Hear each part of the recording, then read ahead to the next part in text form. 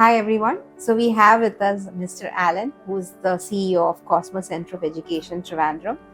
Thank you, Alan, sir, It's a pleasure. It's mine.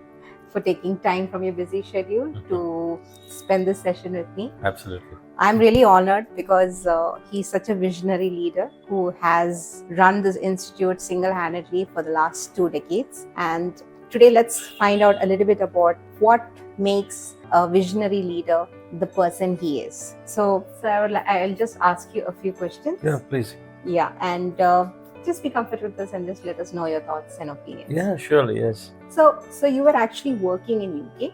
Yes. And you returned back to India. So what was the reason for that? Well, I studied there. I was nearly 25 years back, and I came back in the year 2008 or 9 summer. Well, there are quite a few reasons as to why I came back. First thing is I've always felt that India is my motherland. So there's no point in living anywhere outside. So that's one thing. You're always a second-class citizen in a foreign country. Okay, You are safe, you're sound, you're respected in your motherland more than any place else. Yeah. So that's first thing. And second thing was I didn't want my son to be growing up in a foreign country. Mm-hmm. That was one thing was they mostly what they do is they live in a place where there are more Indians, where there are plenty of Indians, the Indian areas. So they live there. So what happens is once they have children, they would be expected to send their children to the local state school. Okay. The local state school, because there are two different types of schools in the UK. One is say state school, and the other one is public school. Public school is basically private school. Oh, okay. So it's basically government school and private school. They're like Yeah. here, but it's called state school and public school. Oh, okay. Public school is basically private school. Okay. So private school is very expensive. It costs about £30,000 a year, like 25 to £30,000 a year for an average private school. So that's almost equivalent to the salary of annual salary of a nurse. Oh, okay.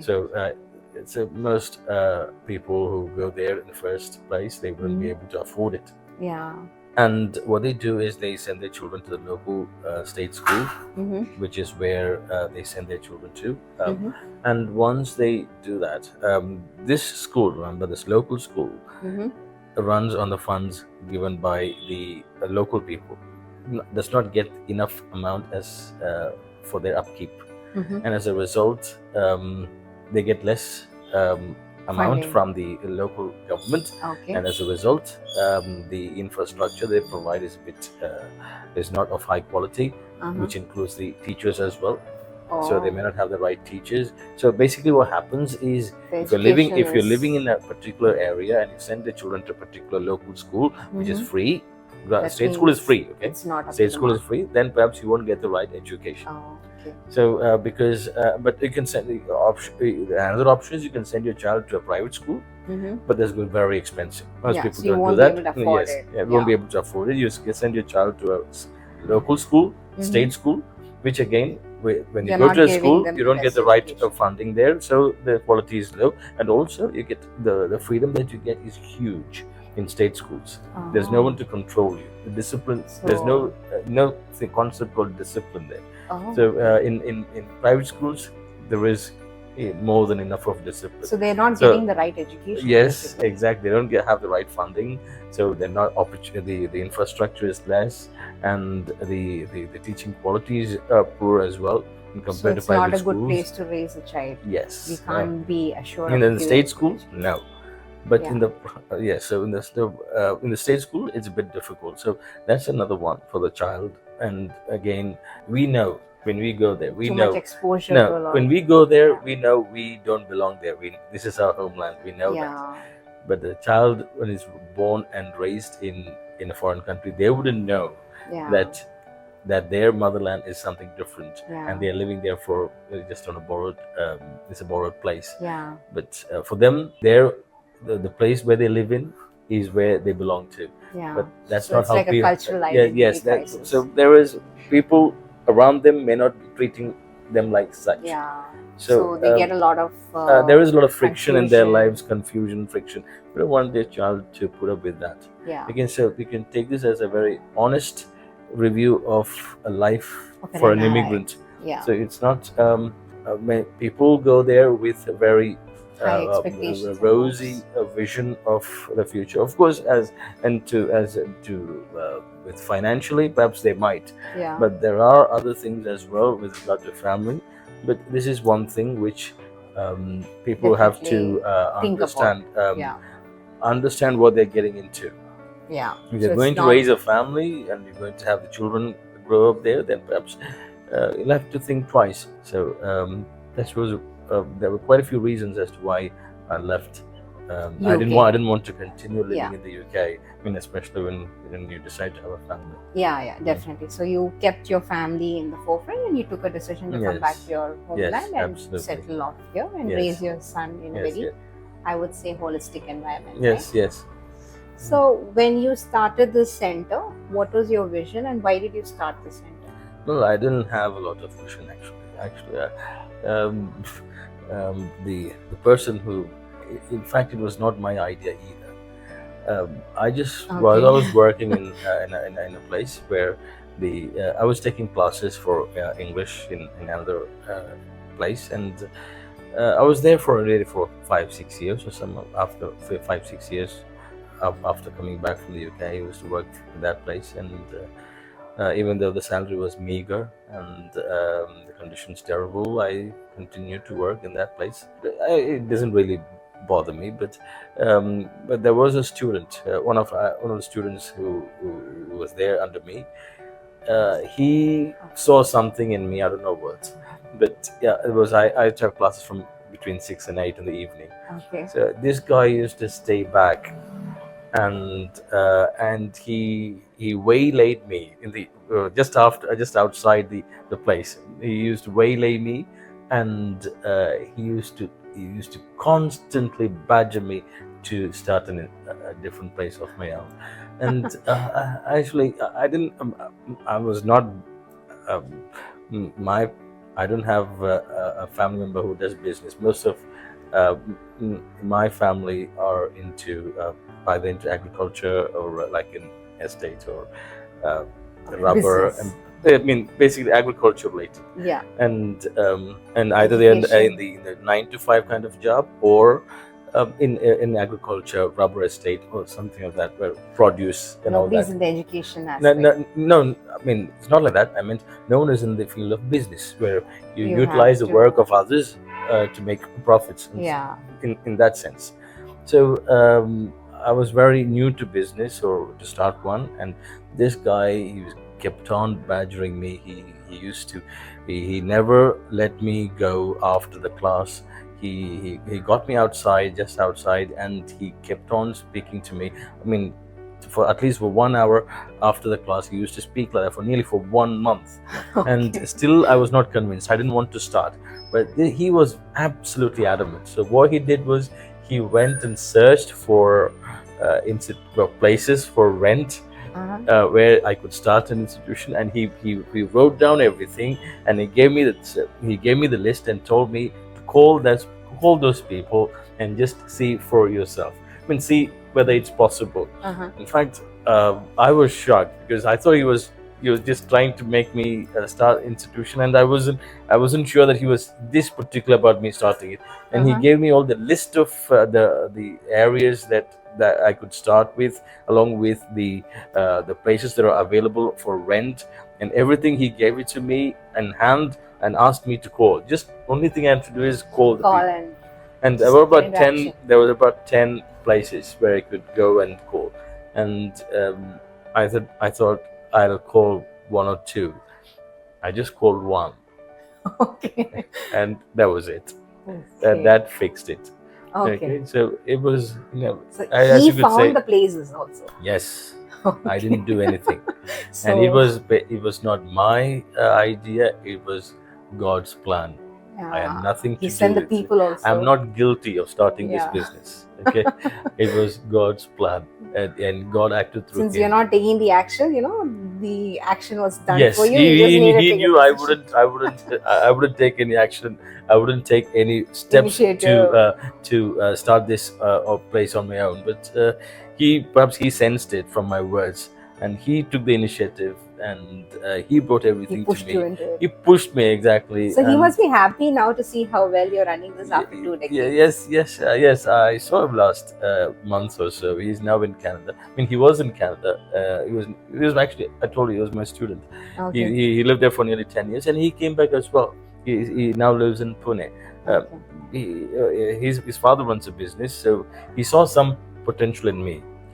I don't know what, but he saw something in me, and He must be happy that he and pushed you. yes, and I'm happy, and he's happy as well. I didn't know whether I could probably run a business, but he saw something in me, and the rest is history. And it's now one of the best centers in Toronto. All So- thanks to him and to God. He Yes, must and be all really the people proud of himself. and all the people who made this possible. Yeah, definitely. But definitely his And of role course the is- students as well. All the right people came in, and everything. It was like a dream run. Okay, it's not. It's, Some people not need that. a small push, and I think you were one of that. Yeah, person. perhaps. I didn't know things would turn out this way. Everything has turned out for good, and I would attribute this to everyone around me. Okay, Yeah, I've definitely. played my small part, but Yeah. but there were so many people who made this happen. So I'm so extremely grateful to them. So when you run an institute, right, you need to have, like how you said, you're grateful to the people who made it run. So that means you have to select your correct staff, the right people to run it. So what kind of characteristics are you actually looking in that people when you take them up as a staff? Actually, I'm just looking for people like me.